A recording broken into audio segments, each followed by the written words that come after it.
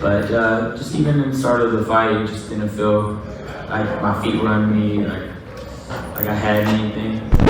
Damn, that's crazy. You didn't have anything? What didn't you have anything of, Ryan? You didn't have any nandrolone? Yeah. Ostarine? Yeah. Ashwagandha? Yeah. Nutribio? Yeah. PEDs? Steroids? What did you have anything of, Ryan? I'm just trying to figure it out. So maybe I can help you compensate. But I do know what you had a significant amount of last night. That explanation had a lot of bullshit! Bullshit! Bullshit, bullshit, bullshit, bullshit. Speaking of bull jive, didn't Oscar De La Hoya say that he had 3 fighters headlining this event? So essentially this was his event, right? But it seems like all the fighters from Golden Shower Promotions took a L. Damn. I'm sorry. I tell you what though, that cocaine mound's gonna be stacked high tonight. That nose finna put in crazy work. Cocaine is a hell of a drug. If I tell you I'm good, probably you will say I'm boasting. But if I tell you I'm no good, you know one line. Yo, what's good, Boxing Talk family? It's your boy, Dr. Boxing Talk, back for another YouTube video. Banger, man. Yes, sir. Yes, ma'am. I know what time it is. The doctor's in the house, man. So check this out. Whew. Last night, I know the event was pretty much pedestrian, mediocre in nature, besides one result, right? So before we get into that, though, you know, which is the meat and potatoes, I want to show some love to the other fighters as well. Briefly, though, because, you know, Teofimo Lopez, he fought Barbosa, and I was disappointed in Barbosa's effort. I thought he fought with a lack of urgency, but we're not here to talk about that. Shout out to Teofimo, who I don't really like him at all, but objectively speaking, he put on a very good performance, you know, so got to give credit where credit is due. Now, Devin Haney versus Jose Carlos Ramirez, that fight was a little stale in nature as well. But what you cannot say is that Devin Haney wasn't dominant. He put on a dominant performance. Now, was it an impressive performance? Did he make a statement with that performance? You could say no, because how you personally feel about it. But as far as making a statement, I would say yes, he did. He fought a very game former champion and former Olympian Jose Carlos Ramirez, and he made it look easy, even if you weren't excited about it. I mean, Devin Haney won 11 rounds to 1 on my scorecard, so that's as dominant as you could be. It's so crazy that we will say that he's pillow fisted. Is he though? But then simultaneously get mad at him if he doesn't get a stoppage on a very good and capable fighter, very complete fighter, Jose Carlos Ramirez. I thought it wasn't for a lack of effort that he got outclassed. He just got outclassed. Big salute to Jose Carlos Ramirez, and shout out to Devin Haney for taking on such a strong competitor for his comeback, right? But we're not going to focus on that either. What we are going to focus on is Ryan Garcia, aka King Ryan. Is this your king? Is this your king? Versus Rolando Romero, man. Rollies, you know what I'm talking about? And it's so funny that this was considered the headliner, right? So, and I'm not saying that Ryan Garcia is not popular, but I think it's a major injustice and disservice to boxing when you try to force feed us a guy to be a star. You know, we're trying to place him on the mantle just because he looks shiny.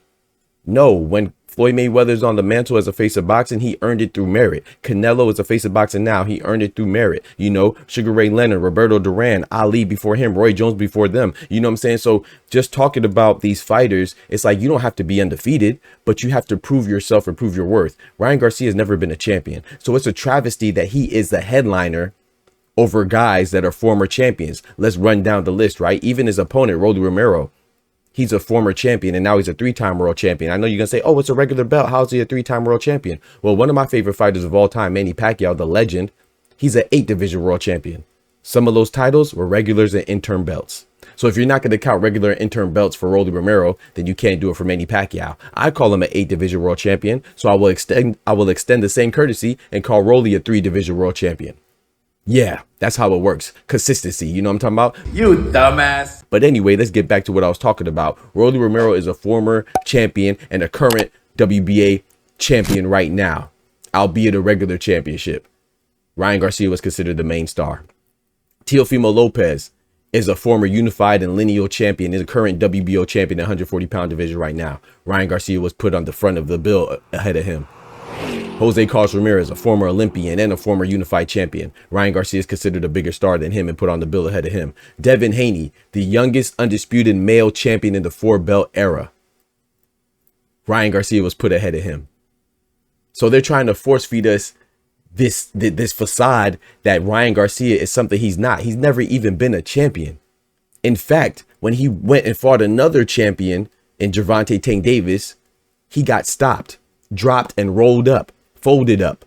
You know what I'm saying? A lot of people accuse him of quitting. I don't say he quit. I don't like Ryan Garcia, but I'm not going to pile on. You know what I'm saying? I'm going to remain objective. I don't think he quit. I thought he got hit with a good body shot and he couldn't go anymore. You know what I'm saying? But a lot of people, the general consensus around boxing is that he quit against Tank. So you're telling me a guy who, when he was at the top, in his first opportunity to be at the top, he quit against Gervonta Tank Davis. Yeah. He fought Luke Campbell, who's never been a champion. He got dropped. Yeah. Now he did recover and win, but he got dropped by a lesser Luke Campbell. No disrespect, it just is what it is. You know what I'm saying? He fought Rolly Romero and he lost that too. Yeah. You see what I'm saying? And then his best performance against Devin Haney is directly associated with performance enhancing drugs. We do not let people who are on the juice discuss real athletes. That's all. So his best performance of his career, let me say that again, is associated with performance enhancing drugs. It wasn't even his, and it resulted in a no contest. This is the guy that you're telling me is the best. This is your king. Is this your king? It's crazy, bro. Like I said, you cannot do wrong for long. It's going to catch up to you eventually. And now he's getting his recompense. He's getting what he deserves. He's taking the L. I don't wish harm on anybody with Ryan Garcia. You know what I'm saying? I hope he's okay. Hope he recovers from this mentally. However, I want to say this. I don't care about none of that, because Devin Haney, the one that was victimized by the PED abuser, and Ryan Garcia, nobody felt bad for him. When they were making memes about him, when they were throwing him under the bus, when they were critiquing him, asking about, oh, could he recover? Could he bounce back? No one felt bad for his mental state. But the one that you want to show sympathy for is the guy that actually cheated. He's the one that put Devin Haney's life in danger. He put his life in jeopardy. That's what you do every single time you cheat. Boxing is already a dangerous sport. But this is the guy you want to feel sympathetic towards. He's not getting no sympathy. He's not getting no empathy from me either. You know what I'm saying? Because I can't relate to cheating. You feel me? So I can't be empathetic. You know, I can't put myself in the shoes because I can't relate to cheating. You feel me? But anyway, Ryan Garcia, no disrespect to him, but I got to call it for what it is. The man's not good. You know what I'm saying? He's just not good at all. So when he fought Tank, he quit. Trash. Know your fucking place, trash. Hold on, let me try that again. I can't even do it without laughing, man. So when he was at the quote-unquote top, he fought Tank, he quit. Know your fucking place, trash. He went up to 140 against Oscar Duarte, didn't make weight. Know your fucking place, trash. He went up to 140 against Devin Haney, didn't make weight. Know your fucking place, trash. He tried to beat Devin Haney and he cheated. Know your fucking place, trash. He fought Rolly Romero and he lost. Know your fucking place, trash. So you tell me what it looks like to you. To me, it looks like you're trash. I'm gonna be honest with you, man. So we got to stop this facade, and we got to stop making up excuses. The DAZN commentary is garbage. We need to hold them accountable as well. Stop giving this man and affording him every excuse in the book. He tried to blame the environment, saying that it was too quiet in there. It was different than what he's used to. He tried to blame the year suspension that he had. Brother, you only fight once a year anyway. At most, Ryan Garcia in recent memory, right? In recent history, he's fought twice a year at most. You know what I'm saying? So it's not like he's accustomed to fighting 3-4 times a year anyway. And guess what? You know who else had a year off that didn't cheat? Devin Haney. Last time he fought was the same time as you. And he came back and dominated Jose Carlos Ramirez. I didn't say he looked impressive, but he dominated him.